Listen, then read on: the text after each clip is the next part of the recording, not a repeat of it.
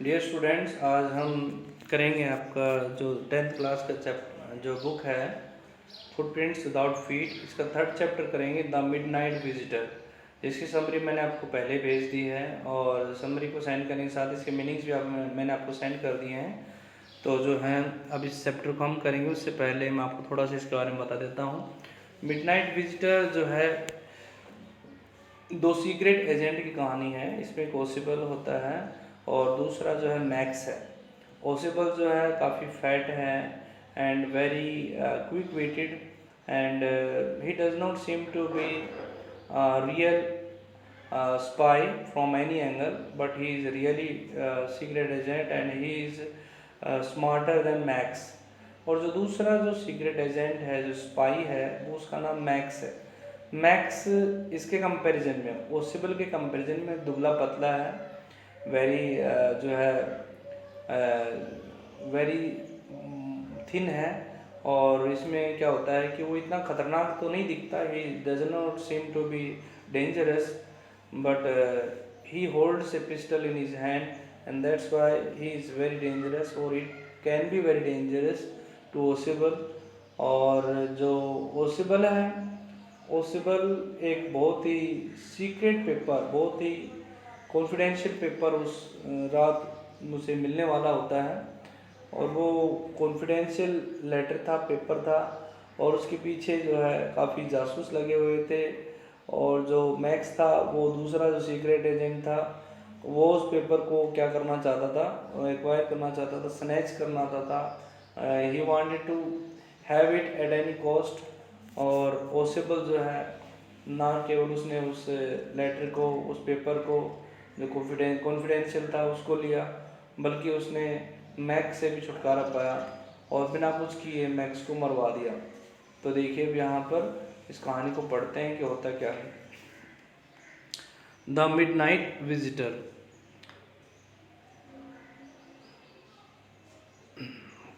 Osibel did not fit any description of a secret agent Fowler had ever read। ओसिबल किसी भी एक secret agent के किसी भी डिस्क्रिप्शन में, कैरेक्टरिस्टिक्स में फिट नहीं होता था, जैसा कि फाउलर ने कभी पढ़ा था। कहने का मतलब फाउलर कौन है? फाउलर एक स्टोरी राइटर है and he wants content for his new stories, and this time he wants to write a detective story, and that's why he is after Osibel to achieve the content, to find some content for his story। तो देखिए क्या होता है। Following him down the musty corridors of the gloomy French hotel where Osibel had a room, और वो उसे follow करता हुआ जो फ्रेंच होटल है, जो काफ़ी ग्लूमी है, काफ़ी डल था, उसके मस्टी का होता है जहाँ पर मॉइस्चर के कारण स्मेल थी, वो मस्टी कॉरिडोर के अंदर वहाँ उसे फॉलो करता है और जहाँ पर ओसेबल ने उस होटल के अंदर एक कमरा लिया हुआ था। Fowler felt let down means sad. Fowler को काफ़ी सैडनेस महसूस हुई। It was a small room, एक छोटा सा कमरा था, on the 6th and top floor and scarcely a setting for a romantic adventure. यह एक छोटा कमरा था और 6th फ्लोर के ऊपर, टॉप फ्लोर में एक वहाँ पर रोमांटिक एडवेंचर के लिए मुश्किल से कोई सेटिंग थी। कहने का मतलब क्या होता है कि किसी प्रकार के रोमांस के बारे में एक्सपेक्ट नहीं किया जा सकता था कि anything adventures could take place over there, because that place seemed to be very dull to Fowler। Possible was for one thing fat, very fat। Possible जो था बहुत मोटा था, बहुत ही ज़्यादा मोटा था। And then there was his accent, उसके बाद में उसके जो the way he would speak, जिस तरीके से वो बोलता था, उसका एक्सेंट जो था वो भी अजीब था। दो he spoke French German possibly होता है काम चलाऊ, टेम्पररली, हालांकि वो काम चलाऊ फ्रेंच और जर्मन लैंग्वेज बोल लेता था। He had never altogether lost the American accent he had brought to Paris from Boston 20 years ago। लेकिन फिर भी वो पेरिस से बोस्टन में 20 years पहले जो पेरिस से बोस्टन आया, तो जो अमेरिकन एक्सेंट लेके आया था वो उसे कहता है कभी भी उसने खोया नहीं, कहने का मतलब अमेरिकन एक्सेंट अभी भी उसमें लैंग्वेज में था। You are disappointed Ausable said wheezily over his shoulder. Wheezily होता है दबी आवाज़ में, इन ए वेरी हुशिंग वे, और उसने जो है धीरे से दबी आवाज़ में और शोल्डर के ऊपर से देखते हुए कहा ओसिबल ने कि तुम निराश हो गए। You were told that I was a secret agent, a spy dealing in espionage and danger. Okay, तुम्हें बताया गया था कि मैं सीक्रेट एजेंट हूँ, मैं एक स्पाई हूँ, जासूस हूँ, और मैं जासूसी और ख़तरों में डील करता हूँ। एस्पाइनेस होता है जासूसी। You wish to meet me because you are a writer young and romantic. तुम एक राइटर हो इसलिए तुम मुझसे मिलना चाहते थे, तुम रोमांटिक हो, यंग हो। You envision mysterious figures in the night. Envision का होता है गैस करना, इमेजिन करना। तुमने गैस किया था कि नाइट के अंदर रहस्यमयी आकृतियाँ होंगी, रहस्यमय लोग मिलेंगे। The crack of pistols, drugs in the wine, गोली चलने की आवाज़ें होंगी, और drugs in the wine, wine में लोग ड्रग डाल के वाइन यूज़ करेंगे। Instead you have spend a dull evening in a French music hall with a sloppy fat man who instead of having messages slipped into his hand by dark-eyed beauties gets only a prosaic telephone call making an appointment in his room। और उसकी बजाय तुम एक ऐसे व्यक्ति के साथ में जो काफ़ी मोटा है उसके साथ में फ्रेंच म्यूजिक हॉल में एक डल इवनिंग को स्पेंड कर रहे हो, जो मैसेजेस लेकर के डार्क आइड, काली आंखों वाली जो ब्यूटीज़ हैं, सुंदर जो लड़कियां हैं, जो सुंदरियां हैं, उनसे मैसेज लेकर के अपने जेब में डाल लेता है। और कभी कभार कोई टेलीफोन कॉल आती है जिसको वो अपने रूम के अंदर अपॉइंटमेंट के लिए बोलता है। यू हैव बीन बोर्ड, तुम बोर हो गए हो। ये क्वेश्चन जो है ओसिबल फाउलर से करता है, जो कि एक राइटर है, कि तुम बोर हो चुके हो। The fat man chuckled to himself as he unlock the door of his room. जब उसने अपने रूम के दरवाजे को अनलॉक किया, खोला, तो धीरे से हंसा उस आदमी ने। कौन? ओसिबल धीरे से मुस्कुराया, हंसा। And stood aside to let his frustrated guest enter, और एक तरफ हट जाता है दरवाजे से और अपने फ्रस्ट्रेटेड गेस्ट यानी कि डिसअपॉइंटेड गेस्ट को एंटर करने के लिए एक तरफ खड़ा हो जाता है। वो चाहता था कि फाउलर उसको कमरे में एंटर करे। You are disillusion, Ausable told him. Ausable ने उसे बताया कि अब तुम्हारा जो इल्यूजन है वो दूर हो चुका है। But take cheer my young friend, personal presently you will see a paper, a quite important paper। लेकिन खुश हो जाओ माई यंग फ्रेंड, बहुत जल्दी तुम्हें अब एक पेपर तुम मिलेगा, तुम्हें पेपर देखोगे जो पेपर काफ़ी इम्पोर्टेंट है।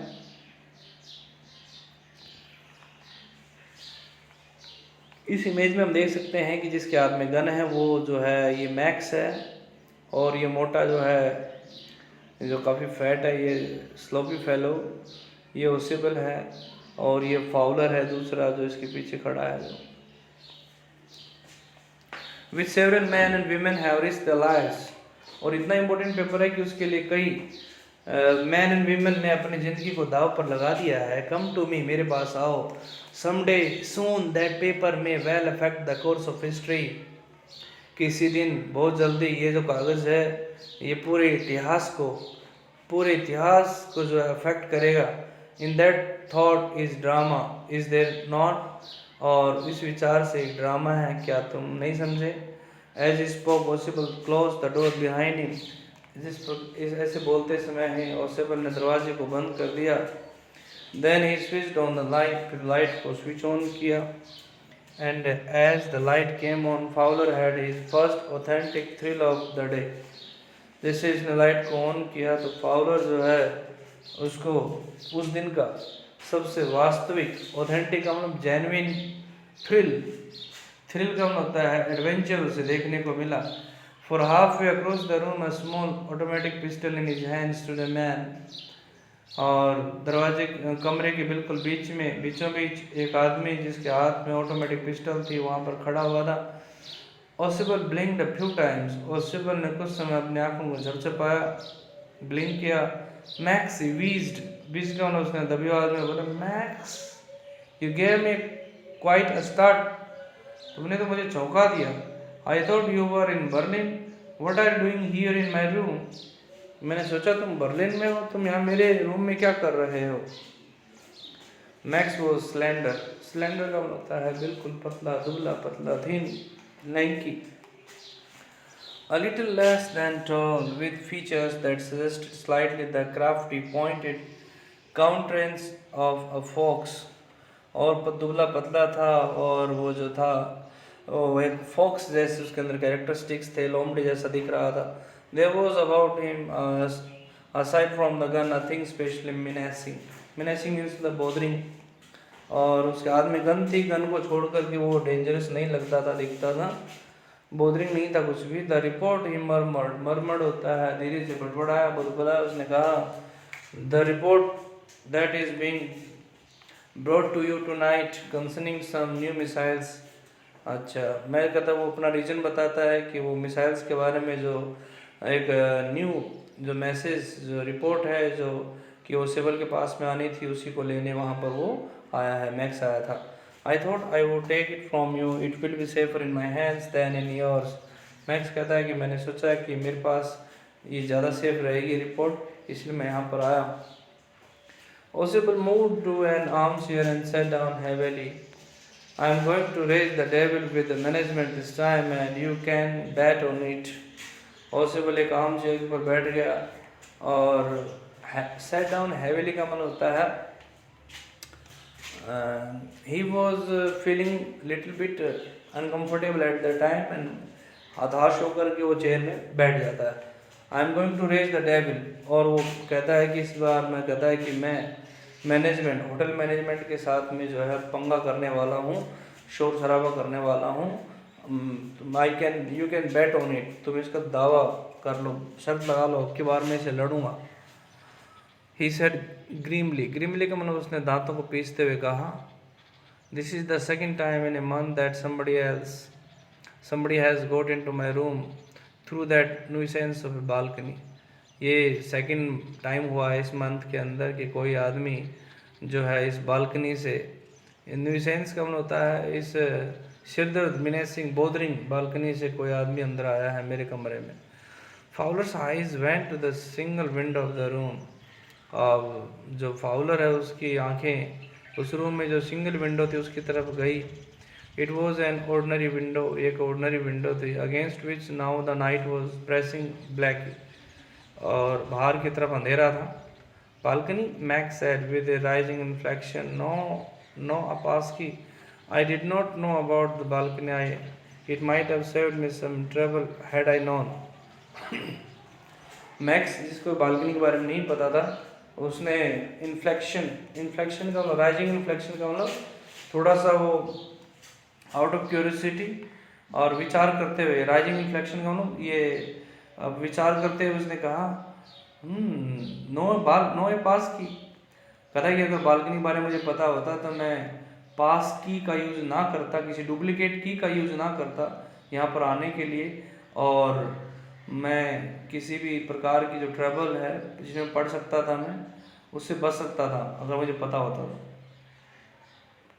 It's not my balcony, Ausable said with extreme irritation. Irritation होता है चिड़, किसी से चिड़ना, जब चिड़ होती है, इरिटेशन होती है, when you don't feel good about something then that is irritation.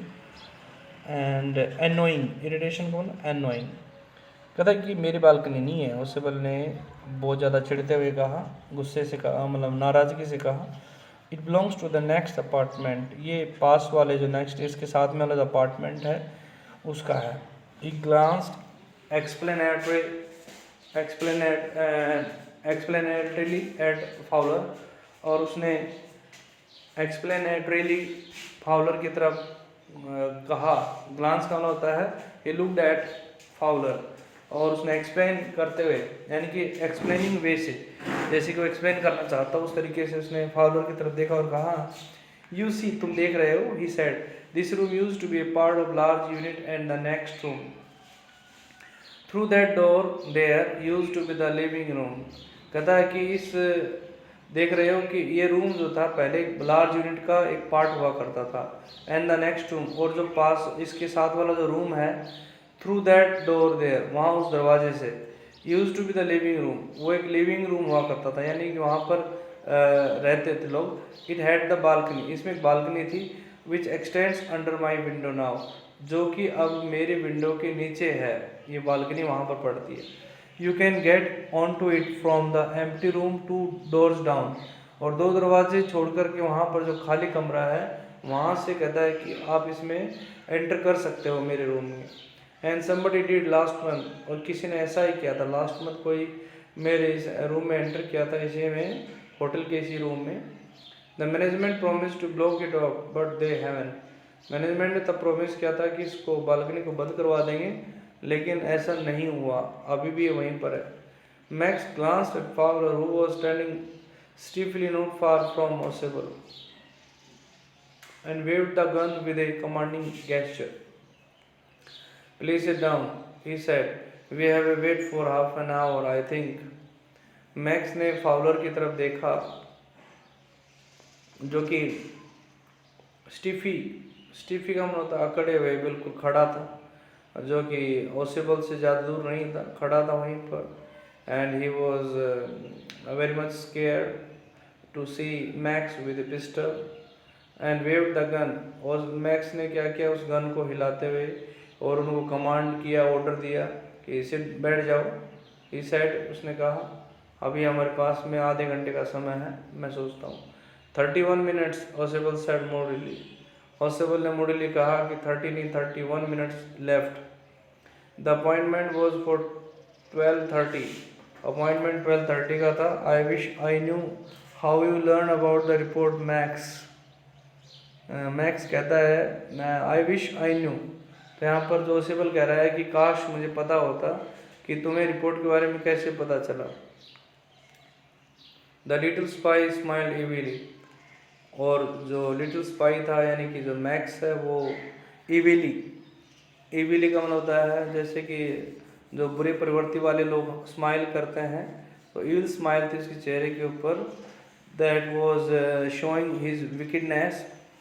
And we wish we knew your how your people go to the report, और काश हमें पता होता कि तुम्हारे लोगों को ये रिपोर्ट कैसे मिलती है। But no harm has been done, लेकिन कोई बात नहीं, यानी कि मैक्स कहता है कि काश हमें पता होता कि तुम जैसे लोगों को ये रिपोर्ट कैसे मिलती है, लेकिन कोई बात नहीं, अभी कोई नुकसान नहीं हुआ है। I will get it back tonight, आज रात फिर मुझे मिल जाएगी। व्हाट इज़ दैट, ये क्या है। Who is at the door, दरवाजे पर कौन है। At the same time there was knock at the door. Fowler jump at the sudden knocking at the door, दरवाजे पर जो नॉक होती है तो अचानक फाउलर जो है वो जंप करता है, उछल पड़ता है वहीं पर अपने स्थान पर। He was startled and he was surprised. Ausable just smile, Ausable धीरे से सिर्फ स्माइल करता है। That will be the police, he said, उसने कहा कि पुलिस हो सकती है। I thought that such an important paper as the one we are waiting for should have a little extra protection. मैंने सोचा था कि इतना इम्पोर्टेंट पेपर है जिसको आज जो हमें मिलने वाला है, इसके लिए थोड़ी सी एक्स्ट्रा प्रोटेक्शन होनी चाहिए। I told them to check on me to make sure everything was all right. और मैंने उनको कहा था, बताया था कि वो मेरे पर नज़र रखें कि सब कुछ ठीक ठाक है या नहीं। Max bit his lip nervously. The knocking was repeated. Max ने अपने लिप को, होठ को नर्वसली उसने बिट किया। कहने का मतलब क्या था कि ही वॉज वेरी टेंस्ड। एंड जो नॉकिंग थी दरवाजे के ऊपर वो लगातार बढ़ती जा रही थी, रिपीट होती है। What will you do now Max, Ausable asked. Ausable ने पूछा कि मैक्स अब तुम क्या करोगे। If I do not answer the door they will enter anyway, अगर मैं आंसर नहीं करता तो किसी भी तरीके से एंटर करेंगे। The door is unlocked, door जो है वो अनलॉक्ड है, खुला हुआ है। And they will not hesitate to shoot, और वो शूट करने में भी हेजिटेट नहीं करेंगे, गोली चला देंगे। Max face was black with anger as it back swiftly towards the window. Max का जो फेस था वो गुस्से के कारण काला पड़ गया जब वो स्विफ्टली का मतलब फास्ट, वेरी फास्ट, बहुत जल्दी से विंडो की तरफ मुड़ा। ही swung a leg over the sill, और उसने विंडो सिल के ऊपर से एक लेग को नीचे लटका दिया। स्वंग का मतलब लटका दिया। And send them away he warn, उसने वॉर्न करते हुए ओसेबल को वॉर्न किया, कहा कि उनको भेजो, वापस भेजो। I will wait on the balcony, मैं बालकनी के ऊपर वेट करूँगा। सेंड देम अवे, और I will shoot and take my chances, वरना मैं गोली चला दूंगा, और कहता है कि मैं खतरा ले लूँगा, मेरा काम करवा लूँगा। The knocking at the door became louder and a voice was raised, mister Ausable, mister Ausable. दरवाजे पर जो है दस्तक बढ़ती जा रही थी। अचानक एक आवाज़ आती है, मिस्टर ओसेबल, मिस्टर ओसेबल। ये देख सकते हैं कि ओसेबल है sitting in the chair and Fowler standing and max is on sitting on the window and one leg is outside and pointing his gun at Osable, keeping his body twisted so that his gun still covered the fat man and his guest. और Max ने क्या किया, अपने gun को इस तरीके से अपनी बॉडी को इस तरीके से ट्विस्ट किया कि उसकी जो गन है वो अभी भी ओसेबल और फाउलर को, उसके गेस्ट को कवर करता रहे। The man at the window grasped the frame with his free hand to support himself, और मैक्स ने जो विंडो फ्रेम थी उसको अच्छे से पकड़ लिया अपने आप को सपोर्ट करने के लिए। Then he swung his other leg up and over the window sill, फिर उसने अपनी दूसरी टांग को भी जो है विंडो सिल के ऊपर कर लिया, विंडो के ऊपर रख लिया। The door knob turn, door knob घूमती है। Swiftly Max pushed with his left hand to free himself from the sill, और very swiftly, very fast Max ने अपने आप को अपने लेफ्ट हैंड से पुश किया, अपने आप को सिल से फ्री करने के लिए और अपने आप को बालकनी के ऊपर ड्रॉप करने के लिए। मैक्स का ये मानना था कि नीचे बालकनी है, इसलिए वहाँ पर वो अपने आप कूद जाता है।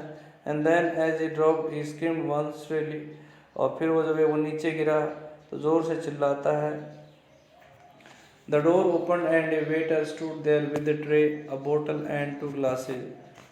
तभी द डोर ओपन, दरवाज़ा खुलता है, एक वेटर वहाँ पर खड़ा होता है, उसके हाथ में ट्रे होती है, एक बोतल होती है और 2 ग्लासेस थे।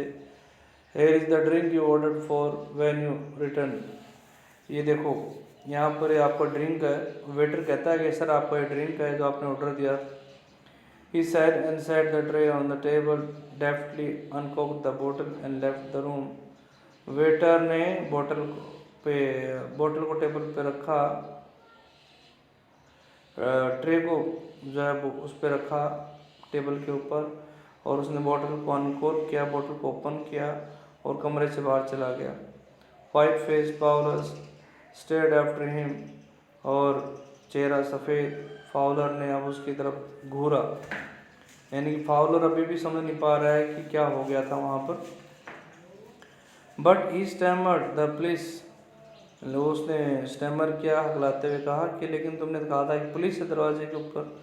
There were no police, Ausable said Ausable ने साई करते हुए कहा, राहत की सांस लेते हुए कहा कि वहाँ कोई पुलिस नहीं थी।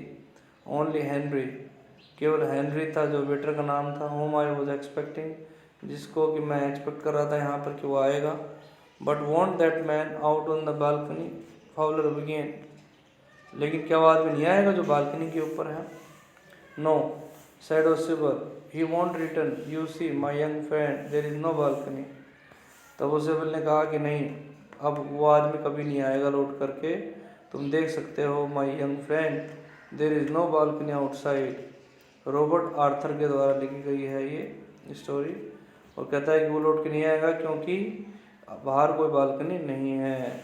तो इस तरीके से हमें पता चलता है कि how smart Osable was and how he got rid of Max. Max was another secret agent and he wanted to snatch important paper that was related to the new missiles from Max. तो इस तरीके से हमें पता चलता है किस तरीके से जो है जो ओसेबल है वो मैक्स से छुटकारा पाता है और इस तरीके से वो अपने आप को एक स्मार्ट डिटेक्टिव जो है प्रूव कर देता है। तो ये कहानी आपको कैसी लगी अपने दोस्तों के साथ में इसे शेयर कीजिएगा, लाइक कीजिएगा, चैनल को सब्सक्राइब कीजिएगा। Thank you for watching. Have a nice day.